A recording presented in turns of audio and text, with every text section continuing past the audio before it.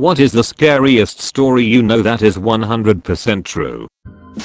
I would call it creepy more than scary, but my mom's friend had a small house and lived alone. She noticed weird things, a batch of soup depleting faster than usual, missing eggs, damp towels in the hamper when she hadn't used any, extra dishes in the dishwasher, etc. This went on for months. She thought she was just being forgetful. One day she heard some thumping around in her attic and went to investigate. She found some makeshift living quarters, small radio, hot plate, sleeping bag, pillow, food wrappers, etc. She called the cops who came to keep an eye on the place. They ended up catching a homeless man climbing a tree, trying to sneak into her attic window. He had been doing this almost daily. He would wait for her to go to work, then go downstairs and help himself to food and amenities. The funny part about this story is they got to know each other throughout the ordeal, and the guy was actually very respectful, just down on his luck. She didn't press charges, instead, let him move in, helped him get a job, and he lived in the attic until he got back on his feet. Creepy shit with a happy ending. My mom was driving, and a guy ran out in the road, so she stopped, so she couldn't hit him. It was nighttime, so it was pretty dark out, and 3 other men emerged from the forest around, all trying to use the door handles of her car to get in. She locked them luckily and gassed it to the nearest town. Remember to always lock your car after you start it, because if it wasn't unlocked, who knows what would have happened to her. Nishiba train disaster is something that reminds me how death can come at any moment. A train with 51 wagons of sulfur, fertilizer, petrol and cotton wool somehow broke loose and rolled down the track about 20 kilometers until it derailed in the town of Qam, Iran. There were no humans on board. Chemical leaks ensued and authorities tried to extinguish whatever fires broke out. At one point, the whole thing explodes. And it really explodes. The whole town of Qam is literally demolished. 3 nearby towns are badly damaged, and it was heard 70 kilometers away. The wreckage continued to explode for several days after. Around 300 people died, and more than that injured. An earthquake of 3.6 on Richter scale was produced. My friend's boss bought an Audi A4 convertible back when they were new and interesting. One of the talking points was the pop-up roll hoops that were hidden unless you rolled it. A few months after buying it, he got to test those roll hoops out as he lost control and skidded down a steep bank about 10 meters, 35 feet, deep. The roll hoops did their job, and he survived with just cuts and scratches from the bushes he plowed through. The car ended up the right way up, and he got out, walked back up the bank to the side of the road, then got on the phone to the police to report the accident. While he was standing there, a driver from a car that had seen the accident came over to speak to him. Approaching from behind, the other driver asked if he was okay. My friend's boss turned around to reply and dropped dead. His neck had been fractured, but was in one piece right up until he turned his head when it severed his spinal cord. Various torture murders are probably the most horrific things I've read about. Junko Furuta, who was a perfectly normal girl until she was kidnapped off the street by a gang for no reason. Purely wrong place, wrong time, according to Japanese sources, and unimaginably raped and tortured to death over 44 days. Kiki Camarena, a D agent in Mexico, who was kidnapped by the Guadalajara cartel and tortured to death over about 3 days. His story is the central focus of the show Narcos, Mexico, but from what I've read, his death was even more brutal than what they make it out to be. A detail consistent in both is that they brought in a doctor to revive him numerous times when he got too close to death and keep him conscious so he couldn't pass out from the pain. Kellyanne Bates, who was groomed from a young age by a scumbag who eventually killed her slowly over the course of about a month in their apartment. Her injuries were so horrific the jury at the guy's trial had to get counseling. For example, her eyes were missing and there were stab wounds in the sockets. Sylvia Likens, whose parents left her in the care of a woman who both personally and with the help of her children and their friends degraded, tortured, and killed over several months. The Hello Kitty murder in China, where a man and his about 13-year-old girlfriend kidnapped a prostitute who had supposedly stolen from him, even though sources say she had paid him back with interest, tortured her to death, and then stuffed her corpse into a Hello Kitty toy. Baby Brianna, a newborn whose mother, father, and uncle tortured and raped her from the second they brought her home from the hospital until the second she died. Baby P, a British toddler whose mother let her boyfriend torture him to death. His back was broken in his last days of life. Honestly, there are just so many horrifically on par with each other, you could list them all day. A female friend in college disappeared from a party at another university in the city town 25-ish miles north of our school. She had arrived with another friend who I believe had driven. At some point she split off to play cornhole or something, and was later inexplicably gone. Phone calls went to voicemail, police were called, but she was simply missing. About 10 days later she was found by a homeless man who witnessed her crawling up to a bus stop in the city, begging for help. She had broken a leg and an arm, and was in very bad shape. At the quite large party, she had her drink secretly drugged, and was then led off by a group of men into their vehicle. She was taken to an apartment, where she was drugged, repeatedly raped, and locked in a small room in between with a bucket, to use as a bathroom. At one point, after being injected with heroin and raped, she somehow managed to convince one of her captors to allow her to use the actual bathroom to clean herself up. This bathroom had a small window to the outside, and with the shower running, she managed to squeeze out, and fell from the 3rd story into a large hedge/bush. From there she crawled from the apartment complex to the road and bus stop, where the homeless man saw her and called police. Many cars stopped upon seeing her, making her captives unable to recapture her. 3 men were later arrested for the crime after surveillance cameras allowed police to locate the apartment which she jumped from. She returned to our university almost 2 years later, graduated, and became a nurse. She was obviously traumatized, never partied again, carried a gun everywhere she could, and somehow moved on with life. It was a terrifying tale none of us ever forgot. She was an 18-year-old freshman when the incident happened. When my aunt was about 16 she was working at a grocery store and had a boss in his mid-20s. One day he called the house and was begging her to sneak out and hang out with him.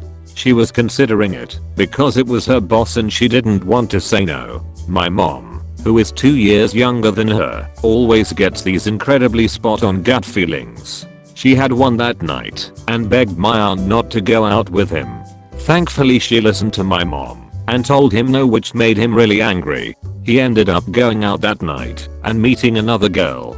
He took her out to some cliffs and raped her and pushed her off. Somehow she lived through this and was able to get him sent to prison. I feel so sorry for that girl and so thankful for my mom and her gut feelings. Always trust your gut. Not as scary as some of the stories here, but I was pretty horrified when my dad told me the story. There are some really big houses in the woods in my hometown. One of the owners went out drinking with his buddies and realized he forgot the key to the gate when he got home. So he decided to just climb the gate. While climbing in his drunken state he slips and his leg gets pierced by one of the spikes on the gate. He was hanging there but too afraid to call for his wife, since he was sure she would just open the automatic gate from inside the house, and since it was one of those gates that slides to the side it would just rip his leg off if she did. He was hanging there the entire night until his wife woke up, saw him and called the fire department. My dad, who is one of the firefighters that showed up, said they had to saw off the spike to get him off. Just imagine hanging from your own gate all night not being able to call for help. I spent my first 10 years in New Delhi. Back then, we would find dead women, burnt with acid or set on fire, and it used to be so normal. Like, oh look, another one of those dowry cases, where her family didn't pay the husband enough money, so they killed her. Many years later I revisited those memories, and realized how insane that actually was. I'd totally forgotten about all that. The driver, one of the semis we took in on trade, died in the truck. The sleeping area is a bunk with a mattress that can be flipped up, and under it is a seat and a table. So during the day it's a dinner setup. And at night, you pull a lever and pull the bunk down to sleep. Well, something happened, and the bunk flipped up while the driver was sleeping, and it pinned him against the wall. He couldn't get it to drop back down and suffocated. He was stuck there for somewhere around 12 hours. Someone had noticed that he was parked for an unusually long amount of time for the kind of deliveries he did. The company that built the sleeper did something to the bunk, so that couldn't happen again, and supposedly recalled all of that sleeper style. I worked for U-Haul when I was 18, and it was located in front of a club that was known for being really sketchy. I came in to open one morning, and it was common for people to knock on the door hoping to get in early and get their truck. On this day, I hear frantic knocking on the door. I'm there alone still, so it kind of startled me. I look and there's a woman, completely naked, covered in what looks like blood.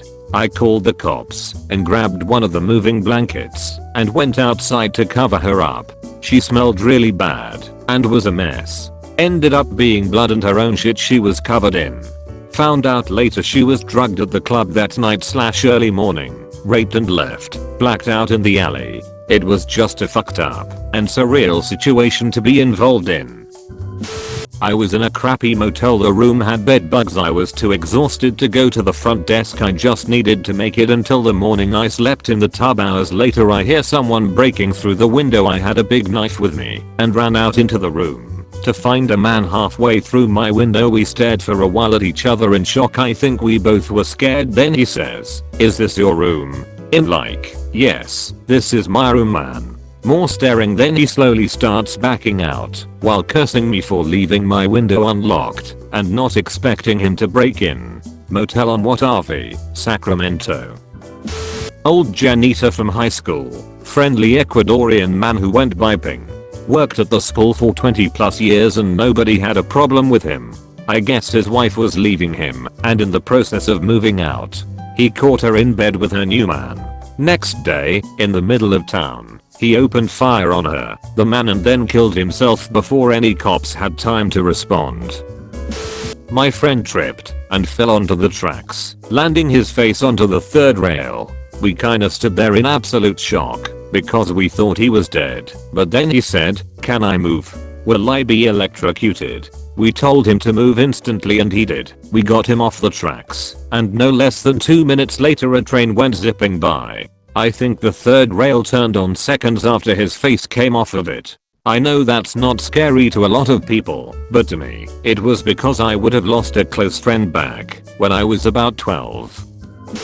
The case of Elizabeth Smart. She was kidnapped, repeatedly raped, psychologically tortured, and then brought around in plain sight in heavy religious garb. She had brushes with people who could have helped her, but her kidnapper claimed she wasn't allowed to speak in public or reveal her face for religious reasons.